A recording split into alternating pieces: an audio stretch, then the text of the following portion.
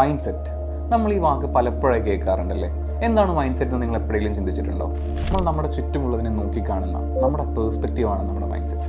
ഒരു പ്രശ്നത്തിനെ നമ്മൾ എങ്ങനെ നോക്കിക്കാണും, അതും മൈൻഡ് സെറ്റാണ്. രണ്ട് രീതിയിലുള്ള മൈൻഡ് സെറ്റ്സ് ആണുള്ളത്. ഒന്ന് ഗ്രോത്ത് അല്ലെങ്കിൽ പ്രോഗ്രസീവ് മൈൻഡ് സെറ്റ്, പിന്നെ ഒന്ന് നെഗറ്റീവ് മൈൻഡ് സെറ്റ്.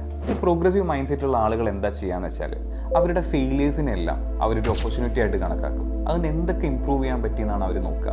ഇതേത് നെഗറ്റീവ് മൈൻഡ് സെറ്റ് ഉള്ളവരോ അയ്യോ ഞാൻ തോറ്റുപോയെന്ന് പറഞ്ഞാൽ പരിപാടി അവസാനിപ്പിക്കും. ഫോർ എൻ എക്സാമ്പിൾ, ഒരു PSC പഠിക്കുന്ന ആസ്പിറൻ്റാന്ന് വിചാരിക്കാം. അവർ 10 തവണ എഴുതിയിട്ടാണ് ഒരു ജോലി കിട്ടിയതെങ്കിൽ ഈ 10 തവണ എഴുതുന്നതിനിടയിൽ കൊഴിഞ്ഞുപോയ എത്രയോ ആളുകളുണ്ടാവും. പ്രോഗ്രസീവ് മൈൻഡ് സെറ്റുള്ള ആളുകൾ എപ്പോഴും അവരുടെ സ്കിൽ അപ്ഗ്രേഡ് ചെയ്യാൻ ശ്രമിച്ചുകൊണ്ടേയിരിക്കും.